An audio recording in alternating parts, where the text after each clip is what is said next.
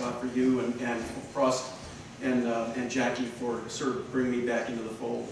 I have enjoyed working with you guys very much, and so I hope to continue. I'm going to talk today about work I did in Alaska and kind of an overview of kind of the major things that I did. But just so for some of you who don't know me, I was a master's student at the University of Vermont back in, I started in 1984, and I left Vermont in 1991 to get my PhD at the University of Alaska Fairbanks. And I did work on coyotes in the Champlain Valley. I actually did a 3-year stint in Steve Perrin's old job at the health department. In fact, I sat in his cubicle before I went to Alaska. And then I went off to Alaska, worked on my PhD, starting out with wolves, and then eventually had a job as the predator-prey research scientist for Alaska Department of Fish and Game in southeast Alaska, working out of Ketchikan, which is about as far south in Alaska as you can go. In fact, it's a much warmer place than here. The only big difference is it's a much rainier place than here. I can remember one 90-day stint in which we had 90 days straight of measurable precipitation. So it can get beautiful and it can get dreary at times. Anyway, so without more ado, I'm back. I should say I left the Department of Fish and Game, came back to Vermont in 2013. I live in actually in Braintree Hill, near Randolph. And please, anyone who wants to come visit, I'm more than happy to show you my place and my little gun shop. And I'm more or less retired, although I'll enjoy doing some work with you folks. I still have work with graduate students in Alaska and other things that go on back there, mainly getting publications out. We've got, with my latest grad student, Sophie, we're probably going to have like 10 or 15 more papers coming out in the next 2 years. So, I mean, I still have quite a bit of work there. But I'm really glad to be back in Vermont. This is kind of where I really always wanted to be. With that, let me get started. Hopefully, everything gets started. Yeah.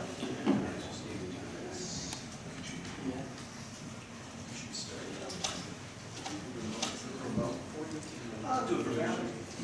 I don't know if there's a remote up there. You're not going to run his shows too, Scott?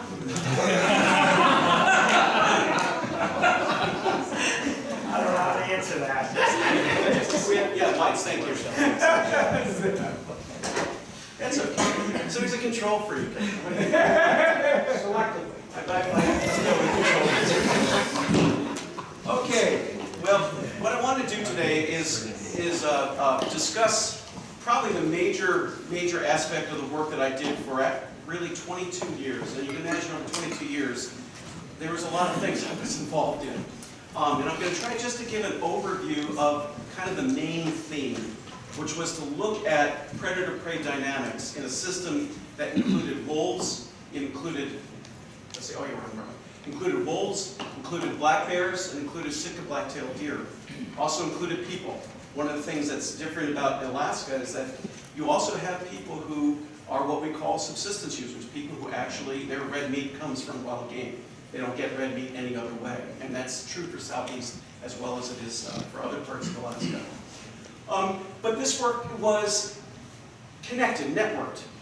It wasn't just about ecology and habitat use and demography of wolves and deer and to a lesser degree with bears, but it's also putting it all together in a comprehensive modeling exercise to look at the effects of habitat and landscape disturbances on this predator-prey community, which is really the most important thing, because this is where the greatest impacts were happening over time because of changes being caused by human beings.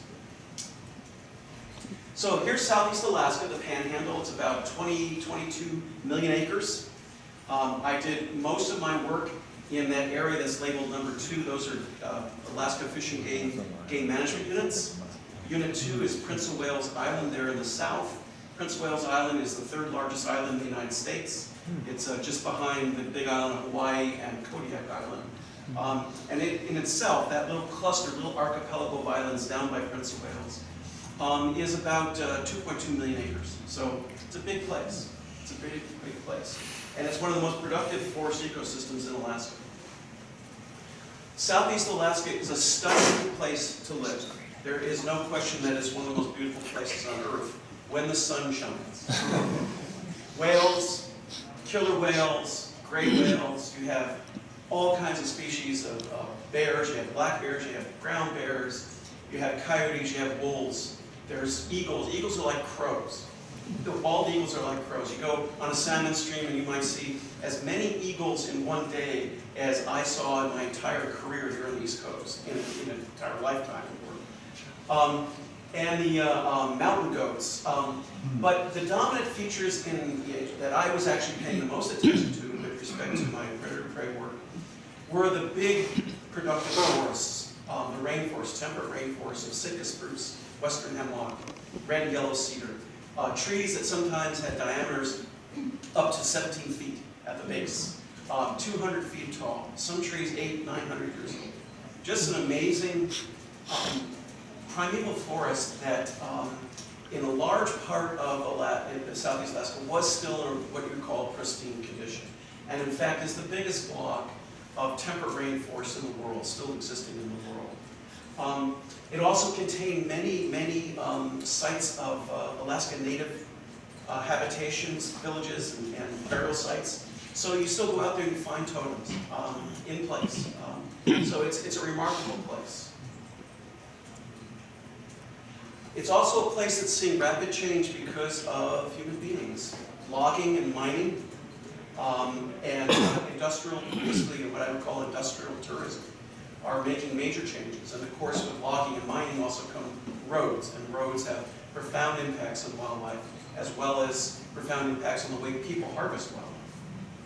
So there's quite a bit of change, and I focus mostly on the road building and the effects of logging on the system. So I'll start with wolves, because that's the first piece. And I did quite a bit of different work with wolves over 22 years. I went there initially to work with wolves because there was very little known about the ecology of wolves on these islands. And I hadn't been in the field for more than 2 years.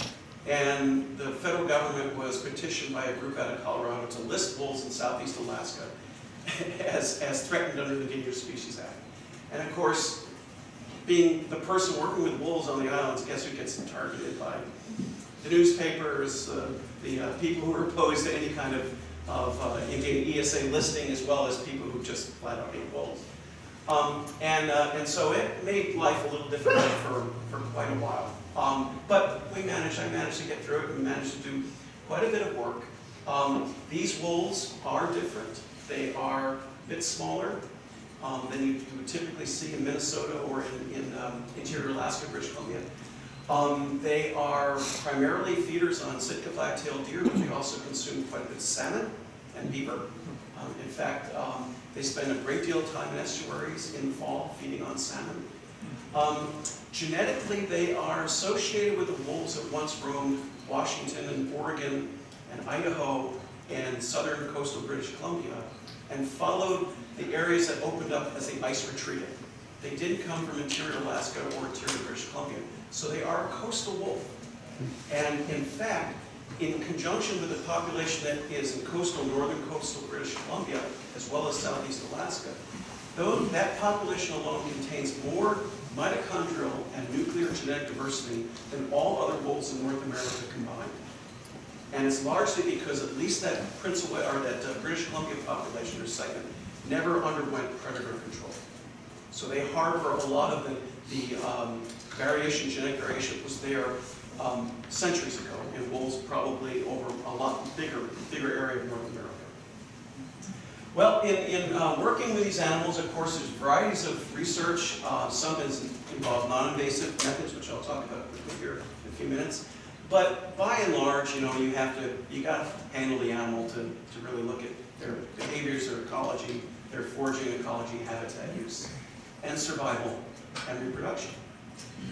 And in Southeast Alaska, if you were in interior Alaska, like in Fairbanks, you'd go out and you'd hop in an R-22 helicopter, Robinson helicopter, and you dart all the wolves you want from the air in April. Probably could get, in a 2-week period, 30 wolves, put collars on them. Change their colors every year if you wanted to. find the same wolves every year if you wanted to, because it's wide open and the helicopter is the way to go. In Southeast Alaska, in 30 minutes you'd be in a tree. And so you just don't have the choice but to do it the old-fashioned way, when you catch these animals using leg hole traps. And we primarily used traps produced by the Texas Livestock Protection Company. They're called Easy Grip. They have rubber pads, but they're basically, for those who know about traps, they're basically a number 14 Newhouse with offset and rubber pads in the jaws. And then I actually add a little more offset to the jaws with cable clamps on the inside, so that it reduces any kind of reduces the probability of injury to the wolf. So we had to trap these animals, and we ended up actually over the years putting radio collars on about 85 wolves. I just showed some of the people working with me. The woman there is Amy Russell. She was my technician for many years, and a very good one.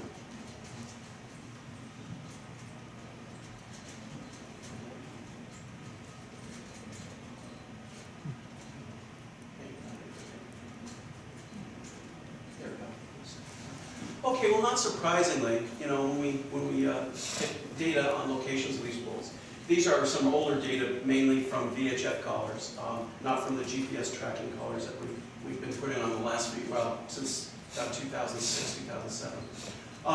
But basically, wolves behave just like wolves anywhere. They have territories, they have home ranges. This gives you an idea of the numbers of packs we monitored over about a 22-year period, although not all inclusive. In other words, some packs disappeared, others showed up later on, not right at the very beginning of the research work. But these home ranges average about 300 square kilometers, which is kind of similar to wolves in northern Minnesota. Very different than wolves, let's say, in interior Alaska, where they're preying on moose and caribou, and their home ranges can be well over 1,000 square kilometers. The average pack size is about 8.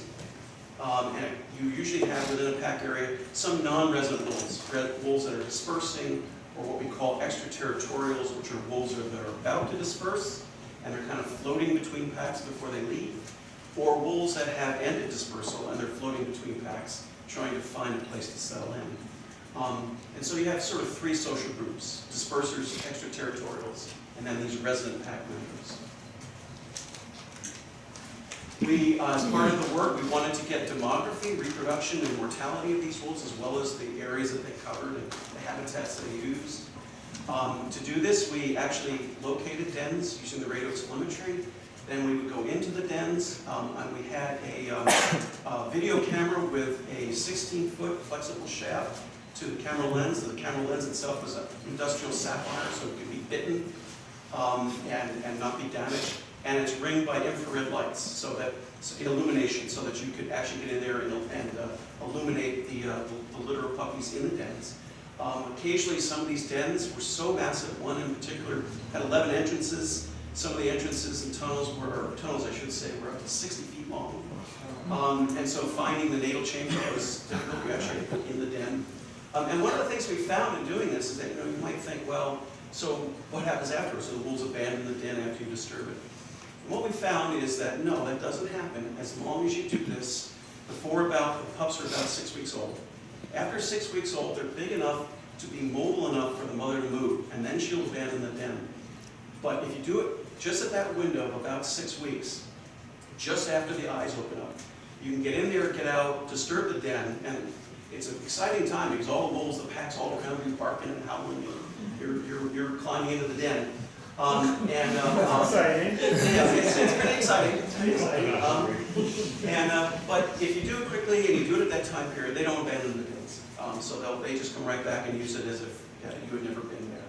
And this was a good way for us to get litter size, which you can see the litter size is about 4 wolves, 4 puppies. We looked at, of course, survival, and the biggest source of mortality in Southeast Alaska is killing by humans. Legal harvest, 23% annually. Illegal harvest, 19%. Basically, as many killed illegally and unreported as killed legally. Natural mortality is largely wolves killed by other wolf packs, although there is some accidental death. And what you see there, the resident wolves in blue have much higher survivorship. At 1 year, about 65%. For the extraterritorials and dispersers, it's much, much lower. they die. So after about 1 year of dispersers, it's about 16-17% survival. Very, very low. And generally what happens, they go off, they disperse, and some trapper kills them or somebody shoots them. One of the biggest influences on mortality from human causes, from hunting and trapping, are roads. And roads provide access. Historically, all the hunting and trapping was done on the beaches from a boat. There weren't any roads. And the interior of these islands provided refuge for every species that was hunted, whether it be deer, wolves, or bears. Now with roads from logging, that's no longer the case. There no longer are refuge. The entire islands are actually accessible. And so the effects of roads is additive. There's still people hunting the beaches, but now you've got a different group of people hunting these roads, and so the additional mortality is additive. And there's a very strong relationship, linear relationship, between density of roads and the harvest. And these are actually wolf harvest data. These are actually the number of wolves killed in different wildlife analysis areas, kind of like your management areas, over the years. And it's in comparison to the road density within those wildlife analysis areas. And you can see there's somewhat of a linear relationship there between road density and harvest, up until about 0.9 kilometers per square kilometer of roads, the density of roads. And then the variance blows up. And it blows up because at that density of roads, entire packs are being wiped out. So the variance explodes because a pack is eliminated in 1 year by a hunter or trapper, and then there's no harvest in that law for several years until it's recolonized. So the harvest becomes this boom and bust, and that's why the variance becomes so great. So you can look at that 0.9 as essentially being a limit at which probably any kind of sustainability in harvest has been exceeded. And you're at a point where you're looking at probably population sinks in those areas. We looked at dispersal. Wolves are great swimmers. There shows the dispersal within the archipelago that I worked, the Prince of Wales archipelago. And you can see they swam to all the outside islands there.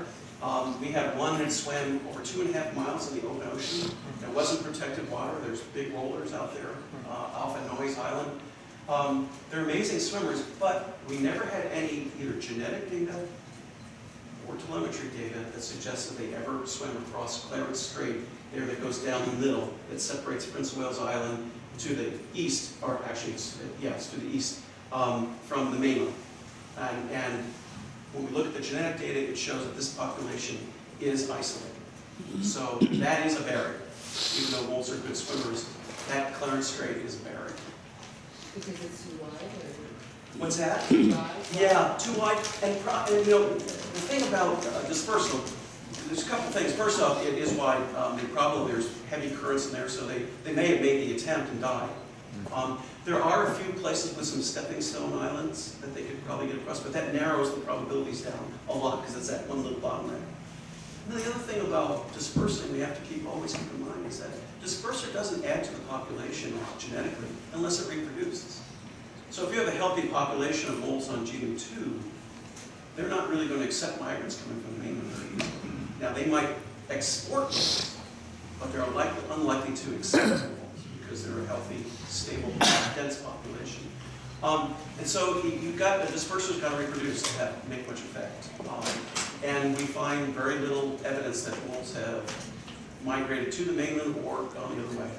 So it appears to be an isolated population. Well, just jumping on, of course, we looked at the demography of wolves, but we also wanted to get some idea of what their numbers were, so we could monitor trends over time. Again, in a temperate rainforest, this is a very hard thing to do. So I developed a method.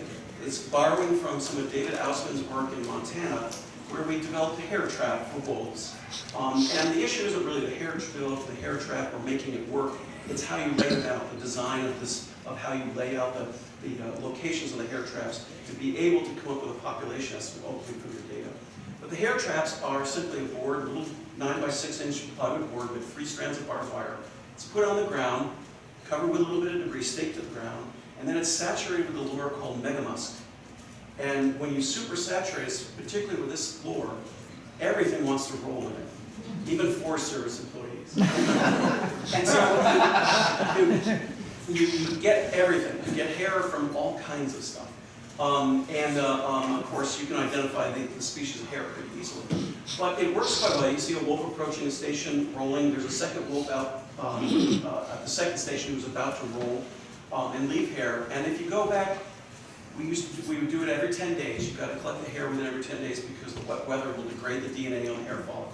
So you had to get back to these sites every 10 days, collect the hair, and then we could go and DNA fingerprint from the hair follicles.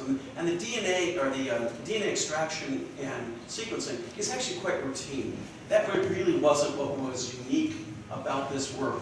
The uniqueness of this work came from the design of the layout of these boards. We put them in these nodes. We know that packs don't act randomly. They're together as a group, so at each node we would have 5 boards, so that you'd have a chance of getting multiple pack members at each board. And the boards were set out, these nodes were set out in a rough grid pattern, systematic grid pattern over our study area. And this method now has worked pretty well and is being used right now by Alaska Fishing Game to estimate wolf numbers. One of the problems we had with it, with a little skiff of snow, and especially if the wolves had moved a board, sometimes they play with the boards. You sometimes had a hard time going back and finding the board. And you had to get the hair, and you had to do it every 10 days. So to rectify that problem, I trained my dog Bella to home in on these boards and go find them for us. So if we were in a situation where we had a board missing, I would we'd go to the side and say, Bella, go find the hair board. And within 15, 20 minutes, she'd have the hair board, and we'd collect the hair off it. A funny little story is the first time I tried this out with Bella, I had a board that I couldn't find. I knew where it was under some snow right in front of me, just could not find it. So what I did is I took a used board that I'd already found out of the truck, put it in a patch of snow near where I thought this board was, and I got Bella out of the truck and said, Bella, go find the board. And she went immediately to that spot, found the test board, made a noise about it, there it is, and said, great, it's going to work. So I put her back in the truck. And I take the test board, put it back in the truck. Now I bring her out again and say, go find the board. With the idea now she's going to look for the board we're really looking for. She goes right back to the same spot she found the test board. I'm like, oh, this isn't going to work. This is not working. So I put her back in the truck. We start digging around, and sure enough, and she had been insistent about that spot. Sure enough, the board we were looking for was right under the test board. I God knew it.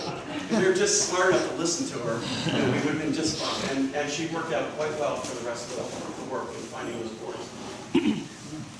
Okay, let me move on quickly to deer.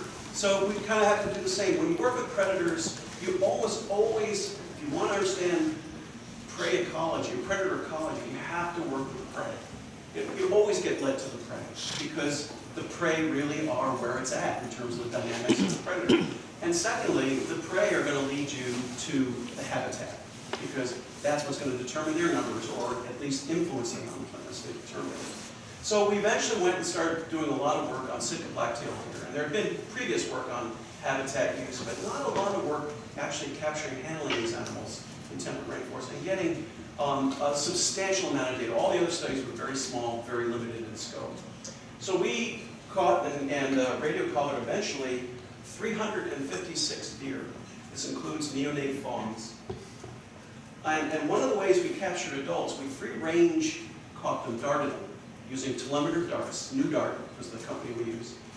Using a mixture of ketaset and medetomidine in the darts, which made a nice compact dart. 2 cc dart has the ballistics of a pencil, which is crap.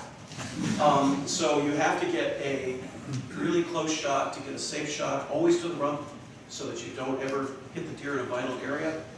And sometimes when we would call in these does, we were focusing on does, and I'll tell you why in the next slide. We were focusing on does. They would come in with a fawn bleed. We were doing this just around parturition or shortly thereafter. And they come in, of course, very defensively to a fawn bleed, a distress bleed. Sometimes they're very agitated, and it's hard to get them to settle down and get a clear shot to the rump, a good safe shot. So I thought, I'm going to teach my dog Bella to act as a decoy. And here's a little training exercise where we are actually training Bella.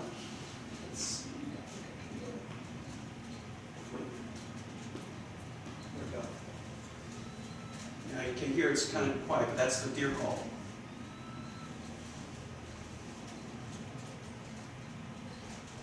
Have her sit in an opening like this and not move a muscle.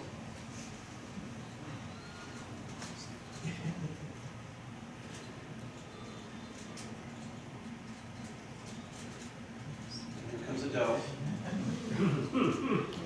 And at that point, we would have been, my graduate student Sophie was off in the forest edge. She could have almost thrown the dart into the deer. And the deer doesn't care at all where she is. Only is focused on Bella.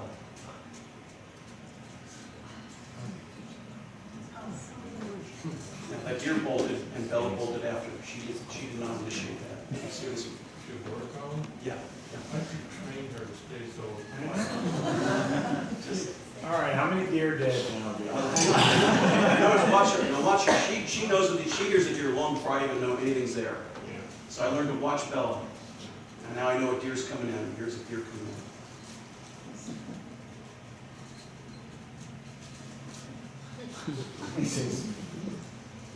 And Oh, yeah, just like that. And I'm just standing beside that tree. I could have taken a jab pole and jabbed that deer. She didn't care one whit what I did. All she was focused on was Bella. And when we started using Bella, which I have trained by having her sit, he's over here calling deer and going through these exercises. And she's under such control. She totally focused on me. When we went to using Bella, we did not lose a single deer in a capture run. What was the border collie you did that? I saw. It's still amazing that she sits still while that deer runs. Let's go past the next slide here. Whatever got you onto this trick? So, come on, we should pass it. Should start it again. Come on.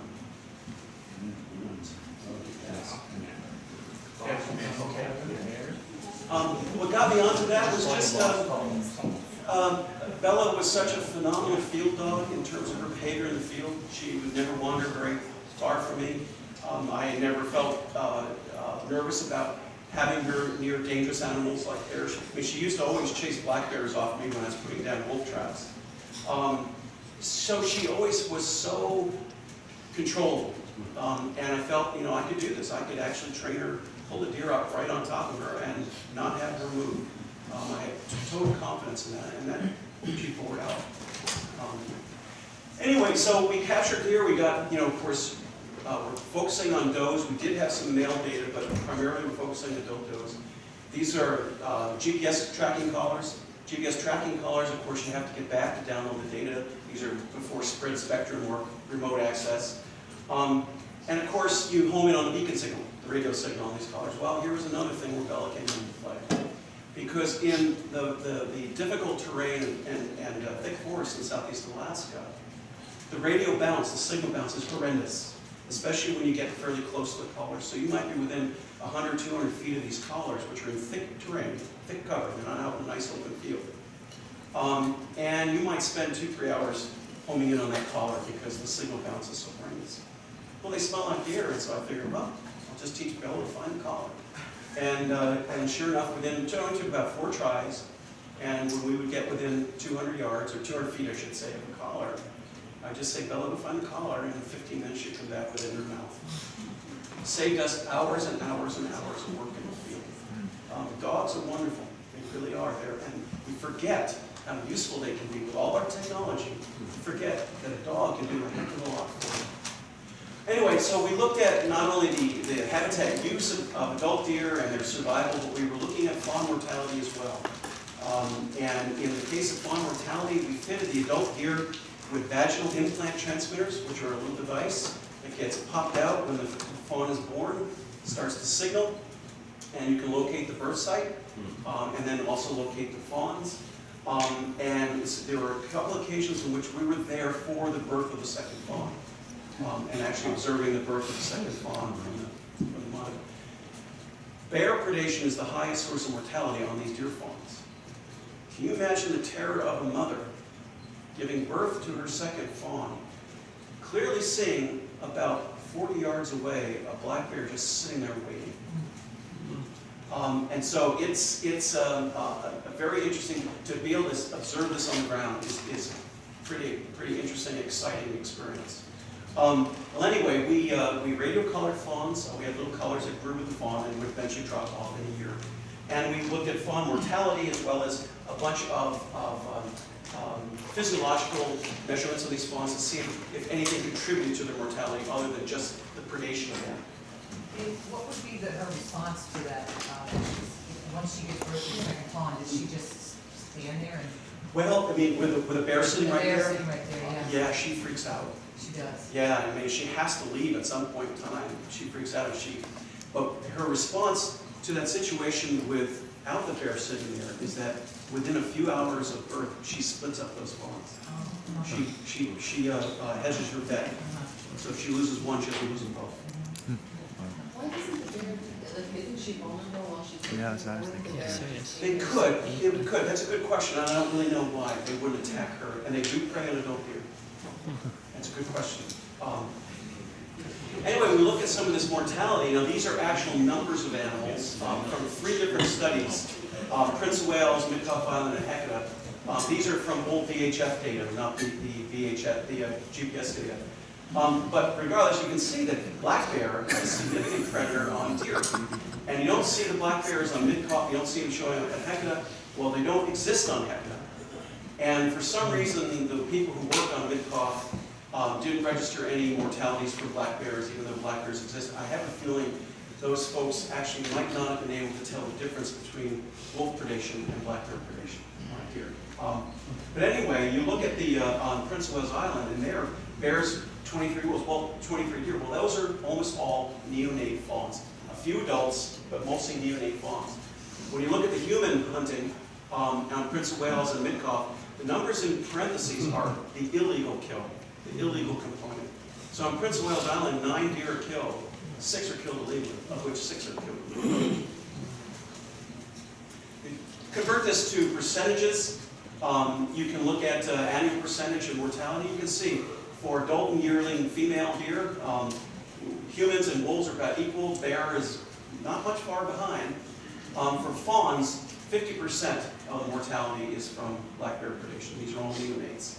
So that ultimate survival is about, annual survival is about 35 to 40%.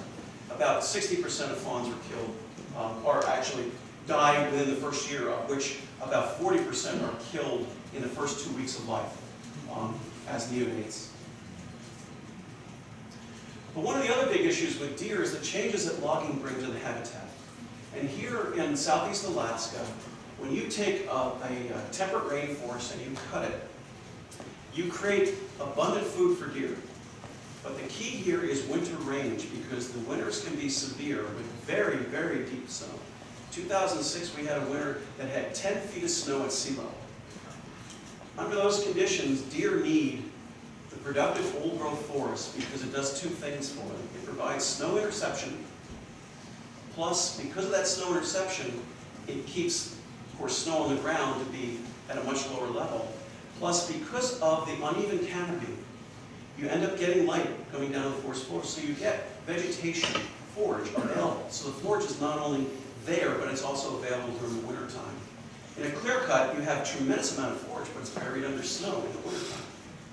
And after you log, those clear cuts grow up, and they grow up into an even-age stand, into what we call stem exclusion, where the canopy now is not uneven at different heights. You don't get any lateral light, going up like an umbrella, all the same age. And it's as dark as a cave underneath, and all the forage biomass, more or less over time, disappears. And now you have an area in which you have very little forage for deer. And if you look at actual vegetative plots that we've done over the years, you can see a young clear cut, less than 20 years old, has the maximum amount of forage available, at least when there's no snow on the ground. The open canopy or coarse canopy old growth and of course are right there, just a little bit below. And that most of that food would be available in the wintertime. And as you get down to the bottom, where you have clear cuts greater than 39 and clear cuts between 30 and 39 years old, you can see the decline in forage biomass is severe. And the other key to this takes a minute to load. This slide takes a minute to load. The problem is that stem exclusion stage lasts for a long, long, long time before wind, this is not a fire ecosystem, this is a wind ecosystem, creates little patches that start to get that uneven canopy generated again. And that could take up to 200 years. And of course, in managed landscapes, that won't happen. They will log it again. Or if they have a market for the second growth. Right now, one of the big issues in Southeast Alaska is no market the second growth. They can't compete financially and economically with Washington, Oregon, and southern British Columbia. But anyway, so you see that flush of vegetation biomass, up to about 25 to 30 years, and then it really peters off. And it lasts for a long, long, long time. And that's going to profoundly change the carrying capacity for deer, which will profoundly change the predator-prey dynamics. This just shows selection index. It's based on resource selection functions. On the axis, the vertical axis is a selection index. Anything above 1 is selected for. Anything less than 1 tends to be avoided or selected, certainly less than available. And this shows the forage biomass along the x-axis. And you can see in the first slide, you have a fairly linear relationship, which is what you expect. The more forage biomass there is, you would think the greater the selection of that habitat by deer, which is in fact what the case is. But this is the summer months, the snow-free months. When you get into the winter, which is the other upper slide, that relationship falls apart completely.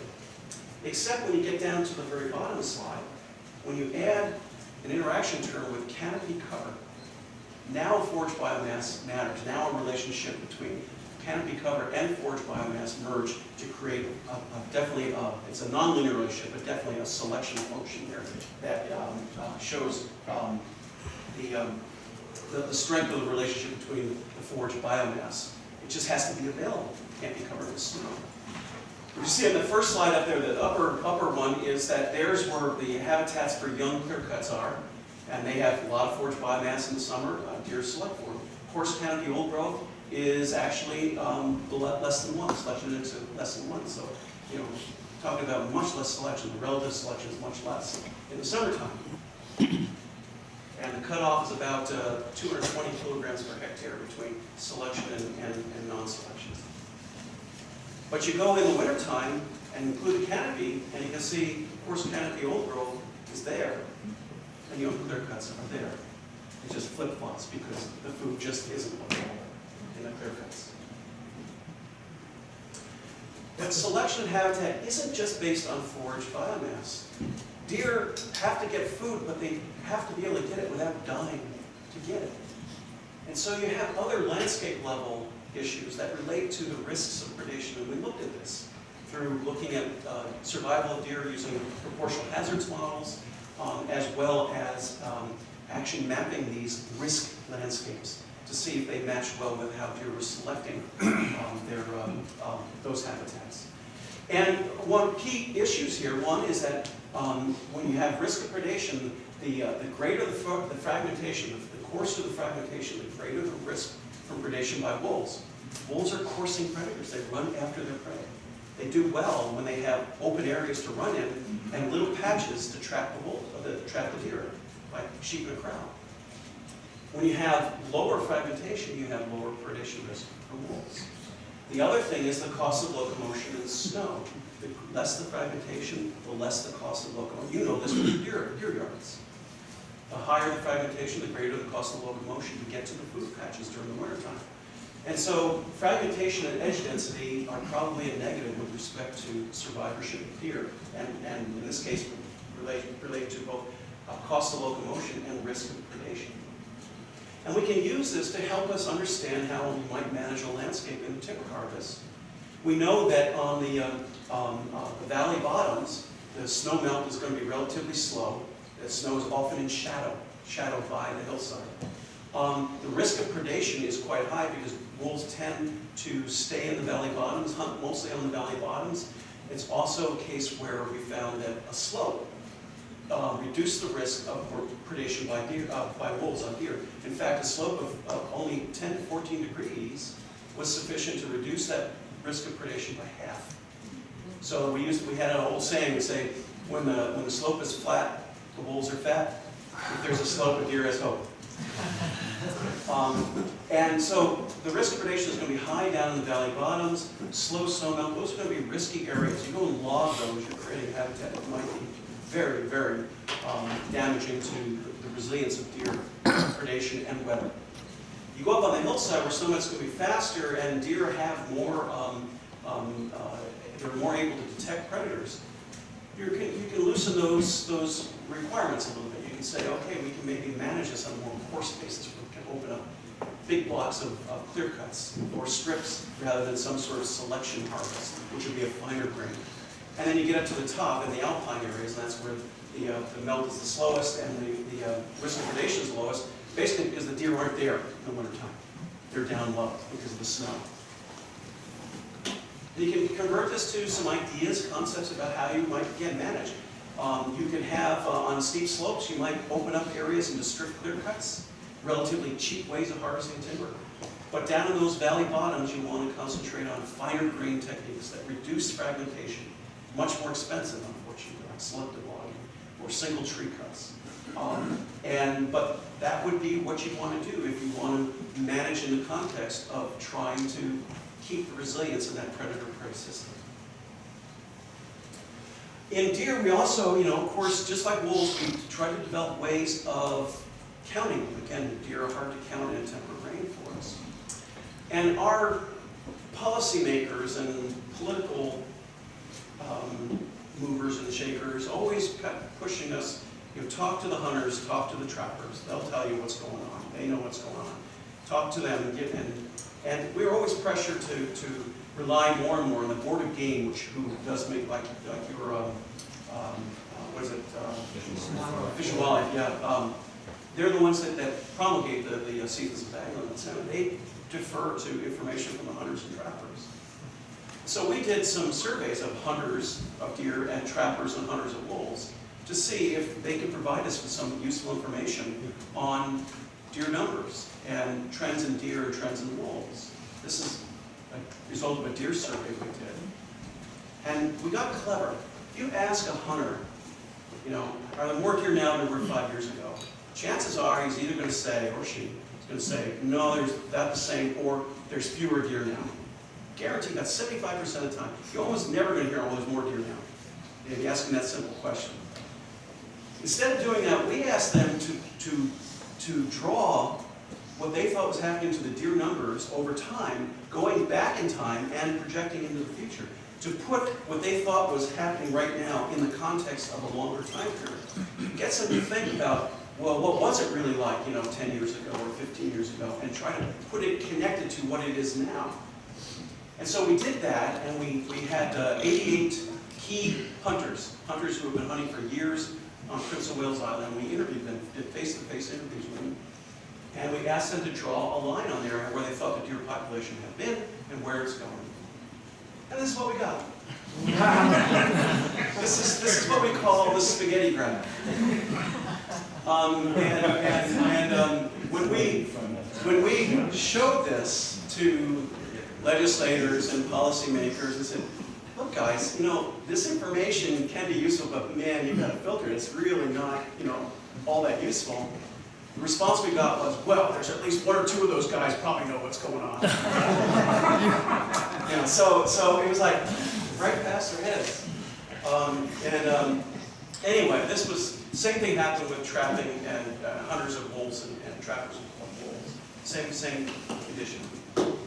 Well, we were trying to develop a way to estimate deer numbers in an effective way, and we found that we could do this using DNA extracted from deer pellets. Traditionally, the state of Alaska used deer pellet surveys, and that's another talk I can give about the problems with deer pellet surveys. But regardless, I've got a couple of papers published on that. We went this route of developing a method using DNA extracted from pellets, as well as a different sampling regime. Usually with pellets surveys, you do a transect, a straight line transect down the bearing. What happens is, especially at low deer densities, you don't find any pellets at all. In fact, you might even detect that deer are there. So what we did is, because we're looking at uniquely identifying individual deer, we don't really care that we resample the deer same deer over and over again. So we developed a path sampling method in which we used a simple series of rules to follow deer paths. You select a bearing, but you'd always select the deer path that was closest to that bearing. And if your deer path ended, you'd walk to the next closest deer path that was closest to your bearing. By following that rule and also creating nodes, sampling nodes, which we sampled from a radius around the node, we were able to develop a statistically reliable way of estimating deer based on identity of individuals from DNA from these pellets. And we did this as a study, as a research project in these 3 watersheds, Maybe So, Steelhead, and then the upper one is called Stony Creek. This is my graduate student, Todd Brinkman, who's now a professor at the University of Alaska Fairbanks. And we were successful in this. And this is now a method that the Alaska Department of Fish and Game is using for areas where they have hotspots, watersheds, smaller islands where they really need to get accurate predictions or accurate data on population trends. And they're kind of like hotspots, areas that a lot of people hunt, for example, that people have a lot of access to. And we were able to measure over a number of years changes in that deer population. We happened to have a very severe winter in 2006, 2007, and you can see what it did to the deer numbers in both watersheds. They declined considerably, in one case over half, over 50%. So it worked. So finally, we have information on population sizes and trends. We have demography. We have ecology of wolves, deer, and to some extent bears. So now the next trick is to put it all together in a population modeling exercise, predator-prey modeling exercise, to then play with scenarios about changing the carrying capacity for deer and how that would affect the predator-prey system over time, which is what was happening in southeast Alaska. So now we combine it all, and just as an aside, to kind of put us where we are, Prince of Wales Island is a deer-wolf, largely deer-wolf system, and it fits in terms of the relative densities of wolves with their prey biomasses. Right up there with almost all other monitored deer-wolf systems, whether from Minnesota or southern Canada. So there's a deer group, that's where all those triangles are, that's a deer group. Where moose and caribou are the primary prey, that whole relationship between wolf density and prey biomass is considerably lower. The ratio is considerably lower. So Prince of Wales Island fits very nicely within the cluster of deer-wolf systems anywhere in North America. It's nothing special. And so we're kind of we're a deer system. And one of the key concepts to understand about how carrying capacity might change those predator-prey dynamics is that carrying capacity will have a change for deer, especially in this case winter carrying capacity, has a nonlinear effect on the pool of recruits available to be that resilient pool that allows a deer population to be resilient to predation and hunting or any other source of mortality. And if, you know, Dave Hirth was my advisor here at University of Vermont. He turned me on to Terry Boyer at the University of Alaska Fairbanks. Both of those individuals were graduate students of Dale McCullough. And those of you who know deer know Dale McCullough. So I'm basically one of Dale McCullough's academic grandchildren. And if you're an academic grandchild of Dale McCullough, you know Ricker curves like that in your sleep, upwards, downwards. There's just no way that you will ever get out of an educational system with the influence of those individuals without really understanding what's going on there with density dependence. And in this case, you can see as carrying capacity declines under those upper curves, you end up with the area under the curve, which represents the pool of recruits that can be tapped without causing a decline in the deer population if most predation is additive. Forget about compensatory for the moment, but most predation is additive. That's the pool, and because that area declines in a nonlinear fashion, what you would predict is that if you had a 10% decrease in carrying capacity for deer, you would have a nonlinear effect, depressing effect on the predator-prey dynamic. So instead of a 10% decline in deer, you have a 30% decline in deer. And as you push this down, that negative exponential relationship becomes more and more severe.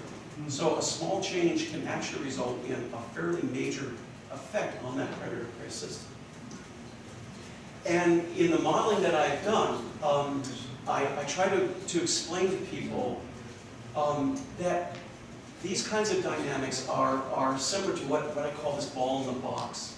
If you think of that box as being all of the resources, the carrying capacity for deer, so let's lump them all, those resources to deer, in that as the shape of that box. The ball, the super ball in the middle, represents all the dynamics between the people, the deer, the bears, and the wolves going on in that box. There's no such thing as a balance of nature. The system is always perturbed. The balance of nature, that whole concept, that goes back to people watching small lakes. It really, no system really isn't balanced. It's always being perturbed, always being changed.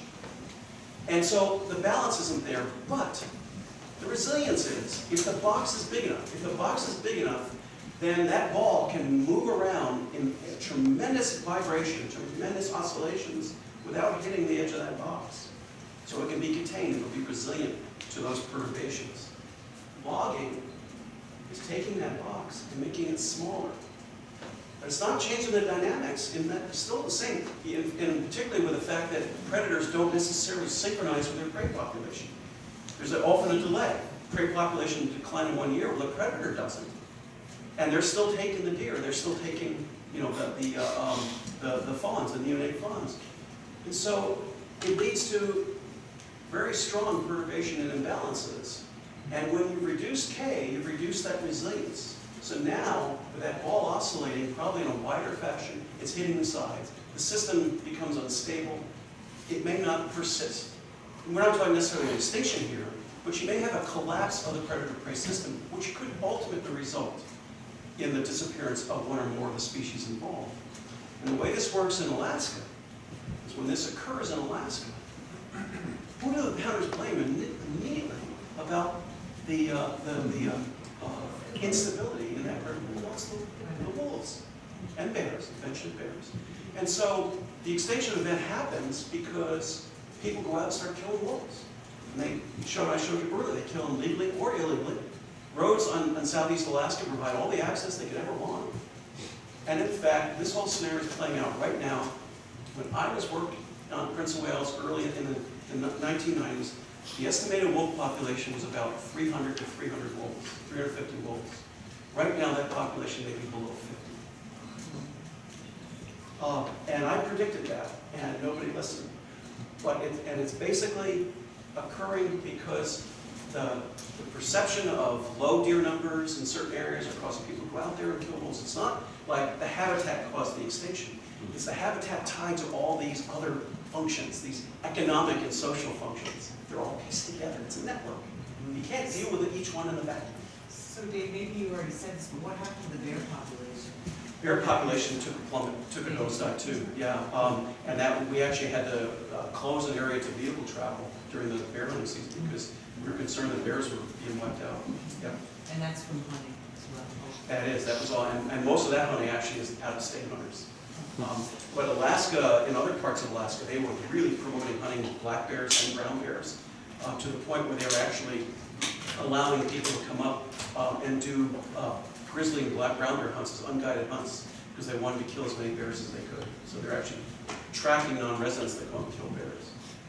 Was that in response to decreases in deer population? No, that was in interior. That's further north, up where there mainly is predation on moose and caribou.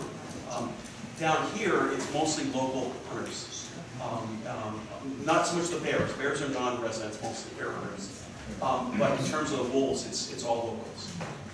And there's also a nightmare here in that the management is not up just to the state. There is the federal subsistence program, which has its own set of regulations for all federal lands. And since 80% of Southeast is within the Tongass National Forest, you have this dual set of management, and they don't often coincide. It becomes kind of a nightmare. And so when we model this system, and we model deer and wolf populations here, this is some older data from my thesis. This modeling has been updated. It's currently been used because another petition to list wolves in Southeast Alaska was just recently denied, and my work was updated. We'll be actually publishing a paper on this to help the Fish and Wildlife Service come to their decision, actually not, that a listing was not warranted. But the modeling exercise shows, in this case, this one scenario, if the wolves had been listed in 1995, which is what the first petition could have done, you would have seen what would happen to the wolf population if the wolf harvest curtailed. You would have probably a fairly substantial decline in deer numbers, although they would eventually sort of level out somewhat. But what's really important here is the divergence between carrying capacity and your average number of deer. This is going to continue to get worse and worse and worse to the point where this minimum is going to be more and more common. In other words, it's the crash of deer or suppression at a very low level of numbers, suppression by predation, at suppressing deer to a very low number, is going to become more and more common. And so that's going to push people to want to kill more wolves, kill more bears. So anyway, this is just an example of some of the predator-prey modeling that we did, both from a research standpoint, but also with a management application. And with that, I'll end.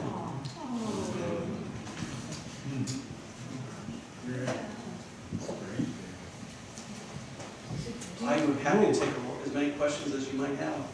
Did I go way over my time? No, that's really fascinating. Yeah.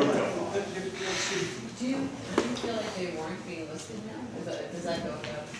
The issue becomes, it's a little bit more troublesome because do you list just wolves on Prince of Wales Island? Prince of Wales Island is the worst case scenario. Wolves in the rest of the Southeast are not faced with a similar circumstance. So they would warrant listing if the population of Prince of Wales Island warranted designation as a, DPS, a significant population site, right? Distinct population site, and it didn't. They didn't feel it did. So they could say, yeah, we got trouble on Prince of Wales Island, but the wolves in the rest of the Southeast are not, immediately threatened. That's fine. Yeah. Has the human population or subsistence use of the deer increased substantially, or is it just the road network providing more access? I mean, how many deer can the same number of people eat in a year, in other words? Well, the hunting season is long. It's 5 months long, and you can take 5 deer, and if you're a subsistence hunter, you can take a 6th, which could be an antlerless deer. So it would be 4 bucks, and the 5th can be an antlerless animal. If you're a federally qualified subsistence hunter. Otherwise, it's just 4 bucks. It's a very long season, and the demand is there. And I won't say it's grown. It hasn't particularly grown over the years. I'd say it's been relatively stable, but it is a significant demand to deplete certain areas of deer. And the accessibility is what determine those depletion areas. And the winter kill, of course, because Yes. of the loss of their Yeah, yeah. double. Exact double whammy. Yeah, exactly right. Yeah. Again, you have to always look at this as a network. You can't, and that's one of the problems with policy making and seasons and bag limits. Season and bag limits aren't good at this because they take one little piece and try to manage it. You can't. You got to manage an ecosystem. You got to manage a predator-prey community. It's very tough to do. So with the loss of the timber market, has that changed some of the atmosphere or openness? I wish it had, but it hasn't. It's a little bit of a complex story, but first off, the timber industry was more or less invented in Southeast Alaska in 1954 when the Forest Service offered cheap timber on long 50-year contracts to a number of companies to build pulp mills, 2 companies to build a pulp mill in Sitka and a pulp mill in Ketchikan, with the idea of creating a timber industry in Southeast Alaska. Before that, there really wasn't a big timber. There were local, what we call hand loggers, and it was a local market. This was going to be this big thing. They're going to produce paper and timber and everything else. Well, I mean, at one time, the cost that was incurred in terms of stumpage prices to the mills was as little as the price of a Big Mac for 1,000 board feet of Sitka spruce. I mean, they jammed the price way, way down to stimulate this economy, which in a sense was really a false economy. When it got to the point where they couldn't make money on the pulp, because the pulp market went away, it collapsed in the late 1980s, early 90s. Neither of the mills could make any money, even when the Forest Service was giving them basically giving them the trees and building the roads for them. You and I all paid for the roads to the tune of about $100,000 to $200,000 a mile for roads. When the timber industry, or the pulp industry collapsed, those mills went away. And since then, what's happened is the logging industry has limped along, heavily subsidized by the taxpayer. And it's always tried to make comebacks, but except for the old growth, there's no market for the second growth. They can't compete in Alaska. It costs too much, too far for markets to be able to make hemlock, second growth hemlock or second growth spruce to be able to compete with the cheap wood they can get from southern British Columbia and Washington and Oregon, where they can grow a Douglas fir to stud size in 29 years. It takes 80 to 100 years to do the same thing in Alaska. So right now they're struggling because they want to get away from harvesting old growth. And there still is a market for old growth. So they're still cutting old growth. They're doing that also because that's what pays the Forest Service budgets. In other words, when you work for the Forest Service, almost all of your programs, wildlife and fisheries programs, are paid for by the timber shop. And the timber shop gets money based on how much it's cutting. And so you end up with a really kind of a bad dynamic here, where they can't seem to get out of cutting old growth because there's no market for the second one. They want to make a transition, but they can't do it. They're not stopping. So you may have said this in the beginning, and I missed it, but what percentage is left in old growth now? Well, it depends on terms. About between 50 and 60% of the very high volume old growth is gone in southeast Alaska. It never was all that common. There was only maybe about 5 to 10% of the forest was that high volume stuff. That's mostly gone. Of the rest of the productive old growth that's out there, they've harvested probably about 10 to 15% of it on average. On Prince of Wales Island, they've harvested about 25 to 30%. It is, and again, part of the issue becomes, they manage the national forest as if it's a single national forest, but it's not. Any one of those islands would be a single national forest anywhere else in the world or in the United States. And so when you tabulate the data on how much has been harvested, they tabulate it for the entire forest. But it doesn't make any sense when Prince of Wales Island has been hammered. And what you're doing up in Admiralty Island is not helping Prince of Wales one bit in terms of the ecosystems. And this is important because there's also salmon involved here, and salmon rely on cold water. And salmon's a big industry in Alaska. Next to oil, it's the biggest. And so they're impacting salmon. Take one more question. I'll ask it. Maybe